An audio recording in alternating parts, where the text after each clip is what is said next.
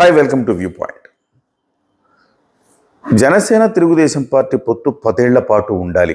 ఇది పవన్ కళ్యాణ్ గారి ఆలోచన. ఎందుకు?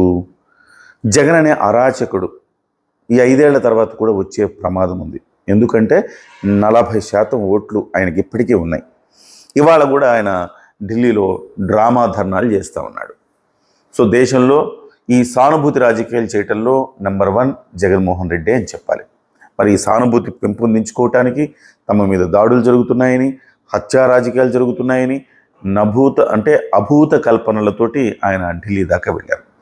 అలాంటి వ్యక్తిని ఓడించాలంటే కూటమి బలంగా ముందుకు వెళ్లాల్సిన అవసరం ఉంది. 2029లో కూడా ఆయన రాకుండా చూసుకోవాల్సిన అవసరం ఉంది.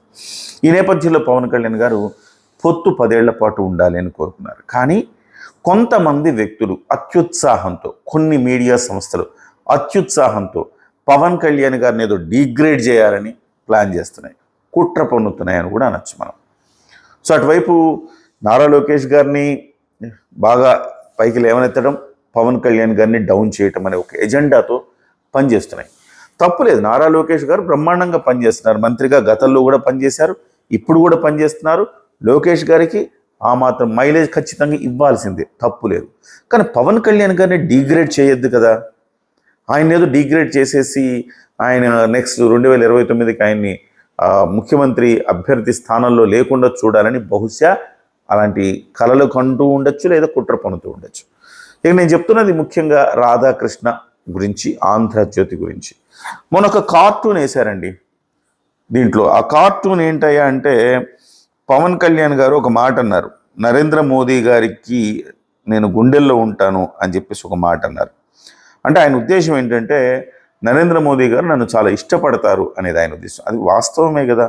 నరేంద్ర మోదీ గారు ఇష్టపడకపోతే ఈ పొత్తు ఏర్పడిందా? నరేంద్ర మోదీ గారు ఎంత ఇష్టపడితే తీవ్రంగా వ్యతిరేకించి తెలుగుదేశంతో కలిసి ఎన్నికల్లోకి వెళ్తారు. నరేంద్ర మోదీ గారు ఇష్టపడబట్టే ఒక పొత్తు క్రియేట్ అయింది. ఆ పొత్తు రాష్ట్రాల అధికారం తెచ్చింది, దేశంలో అధికారం తెచ్చింది. అయితే ఇవాళ దాన్ని వ్యంగ్యంగా ఒక కార్టూన్ చిత్రీకరించారు. లోకం తీరు అని ఆంధ్రజ్యోతిలో కార్టూన్ 4 రోజుల క్రితం వచ్చింది. ఇది అయితే నేను అప్పుడే చేద్దాం అనుకున్నా, కానీ ప్రతిదాన్ని మనం ఏదో భూతత్తుల్లో పెట్టి చూసినట్టు ఉండకూడదన్న ఉద్దేశంతో నేను కొన్ని స్కిప్ చేస్తూ ఉంటాను. దాంట్లో ఏమంటాడు పవన్ కళ్యాణ్ గారు అన్నమాట, నేను ప్రధాని మోదీ గుండెల్లో ఉన్న ఫోటో దిగాల్సిన అవసరం లేదు అని పవన్ కళ్యాణ్ గారు ఒక సందర్భంలో చేసిన వ్యాఖ్యను దాన్ని ఉటంకిస్తూ, పోలవరం, విశాఖ ఉక్కు, అమరావతి కూడా ఆయన హృదయంలో ఉండేలా చూడండి సార్ అని ఒక సామాన్యుడు అడుగుతున్నట్టు వ్యంగ్యంగా కార్టూన్ వేశారు. సరే, బాగానే ఉంది, దాన్ని తీసుకుంటాం, ఏముంది అందులో. పవన్ కళ్యాణ్ గారు తీసుకుంటారు ప్రతిదాన్ని. ఆయన ఓటమిని తీసుకున్నారు, వ్యంగ్యాన్ని తీసుకున్నారు, విమర్శని తీసుకున్నారు, గెలుపుని తీసుకున్నారు. అన్నింటినీ సమానంగా తీసుకునే ఓర్పు, నేర్పు, ఆ హృదయం, ఆ నిబద్ధత ఆయనలో ఉన్నాయి. ఓకే, తీసుకున్నారు. మీరు అంత వ్యంగ్యంగా రాశారే, మరి 24వ తారీఖున మళ్ళీ ఆంధ్రజ్యోతిలో ఏం రాశారు? అమరావతికి 15,000 కోట్లు, విశాఖ ఉక్కుకి 650 కోట్లు, పోలవరం బాధ్యత మాదే అని వెనుకబడిన జిల్లాలకు 50 కోట్ల రూపాయల ప్యాకేజీ. ఇట్లా ప్రతి అంశాన్ని కూడా కేంద్ర ప్రభుత్వం వాళ్ళ బడ్జెట్లో పెట్టింది. ఆంధ్రప్రదేశ్కి ఇచ్చిన హామీలు నెరవేర్చే క్రమంలో బ్రహ్మాండంగా బడ్జెట్లో కేటాయింపులు జరిగాయి. ఈ కేటాయింపులు చూసి దేశం మొత్తం ఏడుస్తుంది. ఒక రకంగా చెప్పాలంటే, ఇవాళ మల్లికార్జున ఖర్గే అన్నది ఏంటి, ఆ 2 రాష్ట్రాలకే మీరు మంచిగా ఇచ్చారు, మిగతా అంతా విస్మరించారు అన్నారు. ఆ 2 రాష్ట్రాలు ఆంధ్రప్రదేశ్, బీహార్ అట. ఓకే, అవన్నీ ప్రధానమంత్రి నుంచి లేకపోతే కేంద్ర ప్రభుత్వం నుంచి ఎంతో అద్భుతంగా వరాలు కురిపించారు కదా. మరి అటువంటప్పుడు మీరేం రాయాలి? పవన్ కళ్యాణ్ మోదీ గుండెల్లో ఉన్నందుకే ఇలాగా ఇన్ని కేటాయింపులు జరిగాయి, పవన్ కళ్యాణ్ పాత్ర ఉంది ఇందులో అని రాయాలి కదా.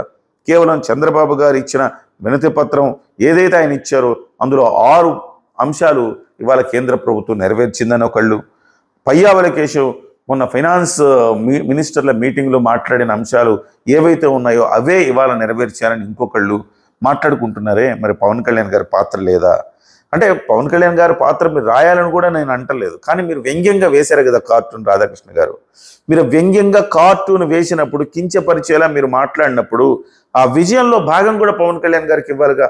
16వ తారీఖు కార్టూన్ వేశారు, 24వ తారీఖు కేటాయింపులు జరిగాయి. 24వ తారీఖు కూడా మీ పత్రికలోనే వేశారు ఇవన్నీ. ఈ గుండెల్లో ఉన్నందుకే ఇవన్నీ ఇచ్చారని ఒక్క మాట రాయాల్సింది కదా రాధాకృష్ణ గారు. కొంచెం ఎంతో దుర్మార్గమైన కుట్రలు కుతంత్రాలు చేస్తే చూసే కాలం కాదు. సోషల్ మీడియా చాలా వేగంగా విస్తరించింది. చాలామంది వాస్తవాలు కళ్ళకు కట్టినట్టు వివరిస్తూ ఉన్నారు. దయచేసి మీ పద్ధతి మార్చుకోవాలి రాధాకృష్ణ గారు. ఇలాంటి నీచమైన కుట్రలు కుతంత్రాలు రాతలు రాయాల్సిన అవసరం లేదు. మీరు ఇవాళ పవన్ కళ్యాణ్ గారిని ఎంత అభిమానిస్తే ఎంత గౌరవిస్తే కూటమికి భవిష్యత్తు అంతుంటుంది. అదే సమయంలో జగన్మోహన్ రెడ్డిని పవన్ కళ్యాణ్ ఒకటే గుర్తుపెట్టుకోవాలి మనం. పవన్ కళ్యాణ్ గారిని గౌరవించుకుంటే ఈ రాష్ట్రాలను గౌరవించుకున్నట్టు, ఈ కూటమిని గౌరవించుకున్నట్టు, జగన్మోహన్ రెడ్డిని తొక్కినట్టు.